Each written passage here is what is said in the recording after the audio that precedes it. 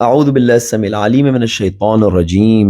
بسم الله الرحمن الرحيم وبه نستعين إنه خير ناصر ومعين، وصلى الله على سيدنا محمد وآله الطيبين الطاهرين. اللهم صل على محمد وآل محمد.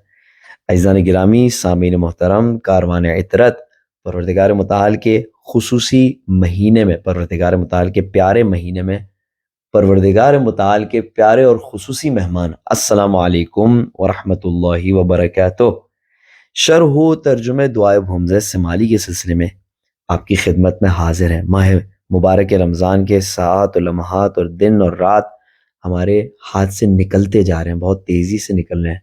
عزیزان گرامی، اور پروردگار متعال سے امید رکھتے ہیں کہ وہ اس مہینے میں ہماری کوتاہیوں کو نہ دیکھے، ہماری سستیوں کو نہ دیکھے، ہماری غفلتوں کو نہ دیکھے، بلکہ وہ اپنے بہترین بندوں کے صدقے میں ہمیں بہترین اجر و ثواب سے نوازے۔ آئیے اسی امید کے ساتھ اس عظیم دعا کے مطالعے کا آغاز کرتے ہیں۔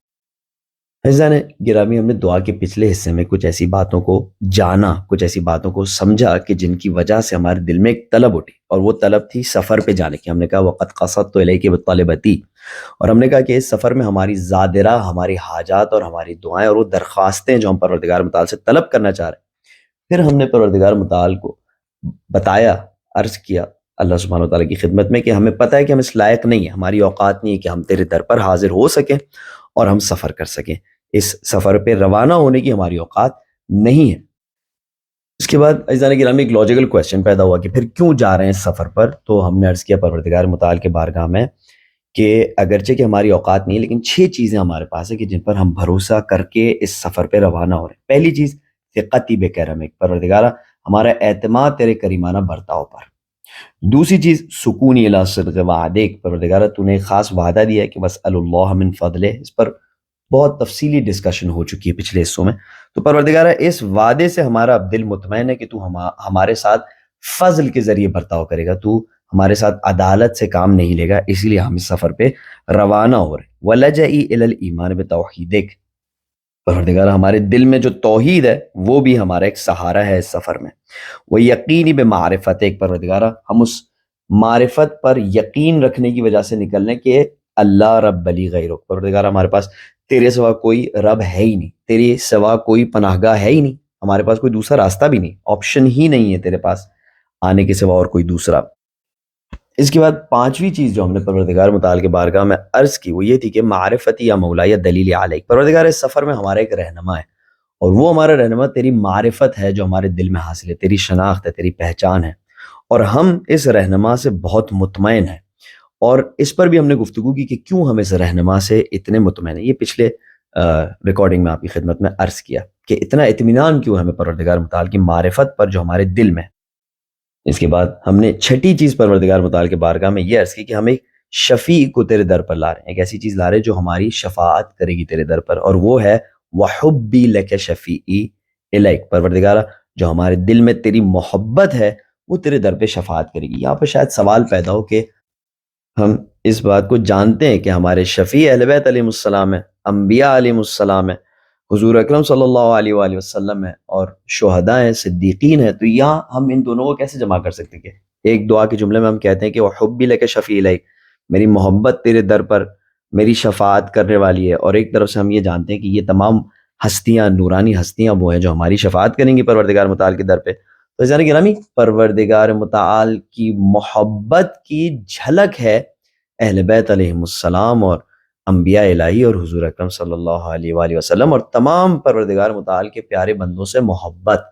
یہ آپ کو اگر یاد ہو تو ایک حدیث آپ کی خدمت میں عرض کی تھی کہ حضور اکرم صلی اللہ علیہ وآلہ وسلم نے ایک جوان سے پوچھا کہ تم مجھ سے زیادہ پیار کرتے ہو یا اپنے ماں باپ سے زیادہ پیار کرتے ہو؟ تو اس نے کہا کہ میرے ماں باپ آپ پر فدا ہو جائیں، کوئی مقابلہ ہی نہیں ہے میری محبت کا ان سے اور آپ سے، یعنی آپ کی محبت بے حد میرے دل میں زیادہ ہے میری ماں باپ کی محبت سے۔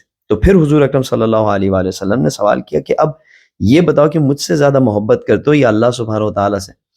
تو جوان نے کہا کہ ظاہر ہے کہ اللہ سے میں زیادہ محبت کرتا ہوں، اگر میں آپ سے محبت کرتا بھی ہوں تو اللہ سبحانہ و تعالیٰ کی وجہ سے محبت کرتا ہوں۔ تو حضور اکرم صلی اللہ علیہ وسلم بہت خوش ہوئے اس بات پر، انہوں نے کہا کہ یہ وہ محبت ہے جو میں پسند کرتا ہوں۔ تو اسی طریقے سے ہماری محبت اللہ سبحانہ و تعالیٰ سے اس بات کا باعث بنتی ہے کہ ہم ان تمام ہستیوں سے محبت کریں جو پروردگار متعال کے خالص ترین اور کامیاب ترین بندے ہیں۔ بس وحبی لک شفیعی الیک، کہ میرے دل میں تیری محبت تیرے در پہ میری شفاعت کرے گی، یہ محبت ہے ہی ان محبتوں کا مجموعہ جو ہمیں پروردگار متعال کے سب سے پیارے بندوں سے ہیں۔ اور یہ ہے عزیزان گرامی ایک توحیدی محبت۔ بعض اوقات ہمارے دل میں جو محبت ہوتی ہے اہل بیت علیہ السلام سے، حضور اکرم صلی اللہ علیہ وآلہ وسلم سے، یہ ایک توحیدی محبت نہیں ہوتی۔ اس کو ہمیں تھوڑا ٹیون کرنا ہوگا کہ محبت تمام ان چیزوں سے جو محبت کے لائق ہیں انسان کے دل میں ہو، لیکن پروردگار متعال کی خاطر۔ لہٰذا ہم نے آخری جملہ پروردگار متعال کے بارگاہ میں عرض کیا کہ وَحُبِّي لَكَ شَفِيعِي إِلَيْكَ، کہ یہ محبت میری تیرے در پہ شفاعت کرے گی۔ اور پھر ہم نے عرض کیا کہ وَسَاكِنٌ مِّن شَفِيعِي إِلَى شَفَاعَتِكَ، پروردگارہ ہمارا دل اس بات سے پوری طرح مطمئن ہے، سکون میں، کہ ہماری محبت کی شفاعت تیرے بارگاہ میں قبول ہوگی۔ اب عزیزان گرامی دعا کے جو اگلے جملات ہیں، سنگین جملات ہیں، ان کو احساس کریں۔ ایسا نہ ہو کہ ہم ایک بالکل بغیر احساس کے دل سے صرف عبارات کے ترجمے کو سمجھنے کے پیچھے ہوں، اور ہمارے اندر وہ احساس ڈیولپ نہ ہو کہ جس سے اس دعا کو پروردگار متعال کے بارگاہ میں ان جملات کو پیش کرنا چاہیے۔ لیکن جملات سنگین ہیں۔ ادعوک یا سیدی بلسان قد اخرسہ ذنبہ، پروردگارہ میں نے بہت بڑی بڑی باتیں کی، لیکن حقیقت یہ ہے کہ یہ جو سب کچھ میں بول رہا ہوں، یہ جو باتیں کر رہا ہوں، یہ میں جو تجھے پکار رہا ہوں، ادعوک یا سیدی، میں تجھے پکار رہا ہوں بلسان، اس زبان سے کہ قد اخرسہ ذنبہ، جو کہ اپنے گناہوں کی کثرت کی وجہ سے بولنے کے قابل نہیں رہی ہے، گونگی ہو چکی ہے۔ جب میں تیرے بارگاہ میں گفتگو کرنا چاہتا ہوں تو میری زبان کھلتی ہی نہیں۔ یہ تو معجزہ ہے سید الساجدین علیہ السلام کا، کہ جس کی وجہ سے میری زبان تیری بارگاہ میں کھل رہی ہے، لیکن نہ جانے میں نے کتنے عرصے سے تجھ سے کوئی گفتگو ہی نہیں کی۔ یہ میری زبان اپنے گناہوں کی وجہ سے تیرے بارگاہ میں گونگی ہو گئی ہے، بولنے کے قابل نہیں رہی۔ رب، اگلا جملہ ہے کہ رب اناجیک بقلب قد اوبقہ جرمہ، میرے معبود، میرے رب، میں ایک ایسے دل سے تجھ سے مناجات کر رہا ہوں، ایک ایسے دل سے تیری بارگاہ میں گفتگو کر رہا ہوں اور اپنی باتوں کو تیری خدمت میں عرض کر رہا ہوں کہ جس کے جرم اور جنایت نے اسے تباہ کر دیا ہے۔ بس میں اگر زبان سے بات کر رہا ہوں تو یہ وہ زبان ہے جو اپنی گناہوں کی وجہ سے گونگی ہو گئی ہے، بولنے کے قابل نہیں۔ اور اگر میں تجھ سے اپنے دل سے مناجات کر رہا ہوں تو یہ وہ دل ہے کہ جس کے گناہوں نے، سیاہ کاریوں نے اسے تباہ و برباد کر کے رکھ دیا ہے۔ پروردگار میرے دل کی حالت یہ ہے کہ اب جب میں اپنے امام کے جملات کو پڑھتا ہوں، میں جب سید الساجدین علیہ السلام کے ان جملات کو پڑھتا ہوں، تو میں اپنے آپ کو نامانوس اور اجنبی محسوس کرتا ہوں۔ پروردگارہ یہ حال ہے میرے دل کا۔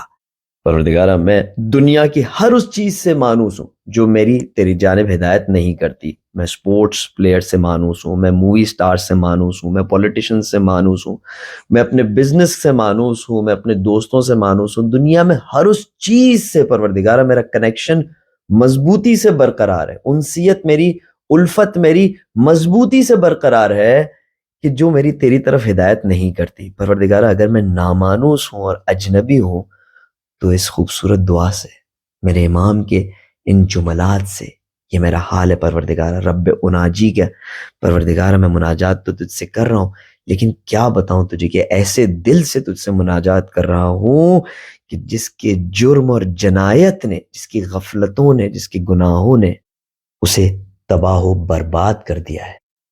اچھا عزیزان گرامی، یہ دعا کے جملات کا ایک ظاہری ترجمہ تھا جو میں نے آپ کی خدمت میں پیش کیا، لیکن ان جملات میں ایک راز چھپا ہوا ہے، ایک خاص ڈیپتھ ہے کہ جس کو سمجھنے کے لیے ہمیں جملات کے تحت اللفظ ترجمے پر غور کرنا ہوگا۔ آئیے دیکھتے ہیں کہ وہ راز کیا ہے۔ دیکھیں، ہم پروردگار متعال کی بارگاہ میں کیا عرض کرتے ہیں کہ ادعوک، میں تجھے پکار رہا ہوں۔ کون پکار رہا ہے؟ میں تجھے پکار رہا ہوں۔ یا سیدی، اے میرے رب، بلسان، ایک ایسی زبان سے، قد اخرسہ ذنبہ، کہ جس کے گناہوں نے، یعنی اس زبان کے گناہوں نے اسے گونگا کر دیا ہے۔ بس یہاں پر آپ دیکھ رہے ہیں کہ میں جب پروردگار متعال کی بارگاہ میں جملہ کہہ رہا ہوں تو میں اپنے اور زبان کے بیچ ایک ڈسٹنس برقرار کر رہا ہوں. کہہ رہا ہوں پروردگارہ ایک میں ہوں اور ایک یہ زبان ہے کہ جس کے گناہوں نے اس کو گونگا کر دیا. آئیے دوسرے جملے کی طرف توجہ کرتے ہیں. رب اناجی کا، پروردگارہ میں تجھ سے مناجات کر رہا ہوں، بقلب، ایک قلب سے، کہ قد اوبقہ جرمو، کہ جس قلب کے جرم و جنایت نے، یہ نہیں کہا جا رہا میری جرم و جنایت، جس قلب کے جرم و جنایت نے اسے تباہ و برباد کر کے رکھ دیا ہے. اب عزیزان گرامی ایک سوال پیدا ہوتا ہے کہ اس طرح گفتگو کرنے کی کیا وجہ ہے؟ کیوں یہ نہیں کہا جا رہا کہ میرے گناہوں نے میرے زبان کو گونگا کر دیا اور میرے گناہوں نے میرے قلب کو تباہ و برباد کر دیا؟ اپنے آپ کو ڈسٹنس کیوں کیا جا رہا ہے قلب اور زبان سے؟ اس بات کو سمجھنے کے لیے میں کوشش کرتا ہوں کہ آپ کی خدمت میں ایک مثال پیش کروں. مثال بہت سادہ ہے لیکن اس مثال سے شاید یہ بات واضح ہو. عزیزان گرامی ہم میں سے بہت سارے ہیں جو مائگریٹ کرتے ہیں، یعنی جہاں پر انہوں نے اپنا بچپنا اور نوجوانی گزاری ہوتی ہے وہاں سے کہیں اور شفٹ ہو جاتے ہیں. ہو سکتا ہے کسی محلے سے دوسرے محلے میں شفٹ ہو سکتا ہے کسی شہر سے دوسرے شہر میں، کسی ملک سے دوسرے ملک میں، گاؤں سے شہر میں. بہرحال جہاں پہ بچپنا اور نوجوانی گزاری ہوتی ہے وہاں سے ہم پھر کہیں اور چلے جاتے ہیں. اب جب کہیں اور جاتے ہیں تو وہاں کا ہم طور طریقہ اپناتے ہیں، ہماری گفتگو میں وہاں کا اثر آتا ہے، ہمارے طور طریقوں میں وہاں کا اثر آتا ہے، اور ہم آہستہ آہستہ تبدیل ہونے لگتے ہیں. ہمیں یاد نہیں رہتا کہ ہم بچپن میں کہاں رہتے تھے، نوجوانی ہم نے کہاں گزاری. اب کچھ عرصے بعد ہمارا کوئی فیملی ممبر آتا ہے یا ہم کسی کو دیکھتے ہیں اور ہمیں اس کے ساتھ ایک عجیب سی الفت اور مانوسیت محسوس ہوتی ہے، اور پھر جب ہم جا کے اس سے پوچھتے ہیں، سوال کرتے ہیں، ہمیں پتہ چلتا ہے، تو ہمیں پتہ چلتا ہے کہ یہ اسی محلے کا ہے، اسی شہر کا ہے جہاں پر ہم رہا کرتے تھے. ہمیں بہت اچھا لگتا ہے، ہمیں ایک خاص الفت محسوس ہوتی ہے. پھر جب اسے پتہ چلتا ہے کہ ہم بھی اسی محلے کے، اسی شہر کے، اسی گاؤں کے ہیں، دیہات کے ہیں، تو وہ ہم سے پوچھتا ہے کہ اچھا تمہارے طور طریقے تو بالکل بدل گئے ہیں، تم تو بالکل تبدیل ہو گئے ہو، تمہارے بولنے کا طریقہ بھی تبدیل ہو گیا ہے.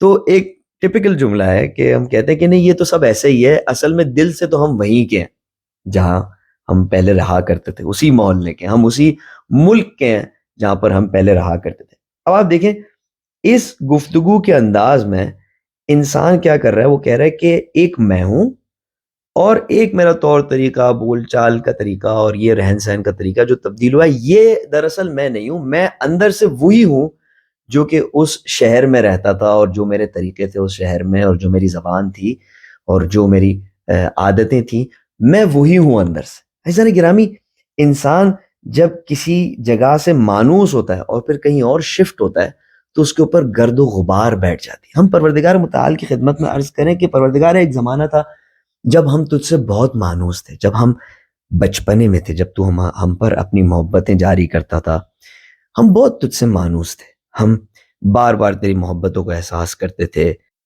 بار بار تیری رحمتوں کو درک کیا کرتے تھے، بار بار تیری محبتوں کو درک کیا کرتے تھے.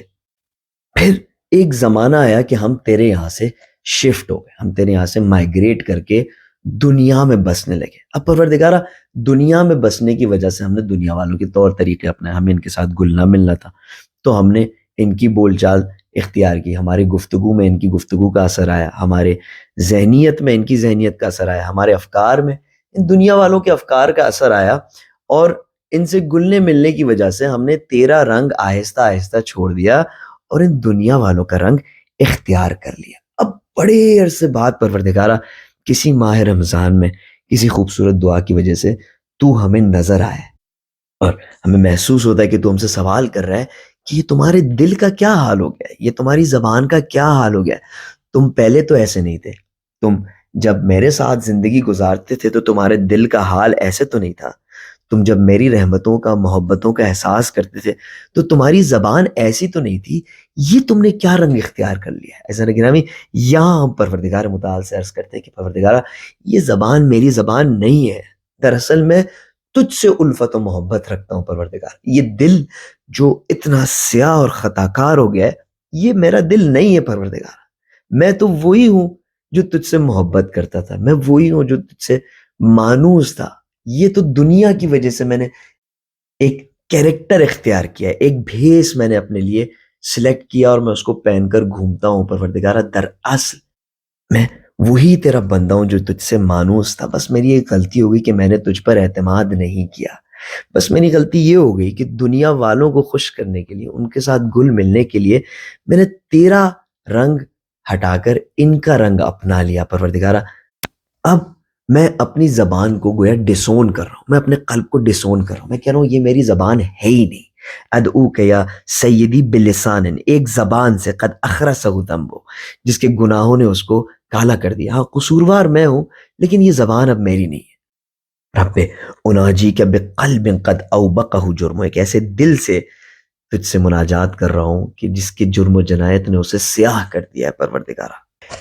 لیکن پروردگارہ یہ میری زبان نہیں ہے، میری زبان تو وہ ہے جو دائماً تیری حمد و ثنا میں مشغول رہنا چاہتی ہے، میری زبان وہ ہے جو مسلسل تیری نعمتوں کو گرنا چاہتی ہے، میری زبان وہ ہے جو مسلسل تیری حمد بیان کرنا چاہتی ہے۔ اور یہ دل بھی میرا دل نہیں، میرا دل تو وہ ہے جو مسلسل چاہتا ہے کہ تیری جانب متوجہ رہے، ایک لمحہ تجھ سے غافل نہ ہو، اس کے اندر صرف تیری ہی عظمتوں کے خیال آتے رہیں۔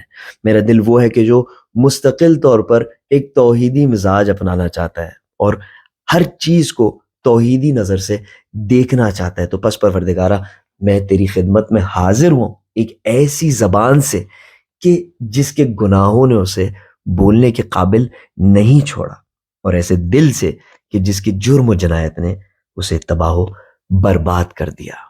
یہ ہے شاید عزیزان گرامی وہ راز جو اس انداز بیان میں چھپا ہوا ہے، اس ڈسٹنسنگ میں، اس اپنے آپ کو اپنی زبان اور دل سے الگ کرنے میں چھپا ہوا ہے۔ بہرحال عزیزان گرامی وقت ختم ہوا چاہتا ہے، اپنا خیال رکھیے گا، اپنی دعاؤں میں یاد رکھیے گا۔ سبحان ربک رب العزت عما یصفون وسلام علی المرسلین والحمد للہ رب العالمین، والسلام علیکم ورحمۃ اللہ وبرکاتہ۔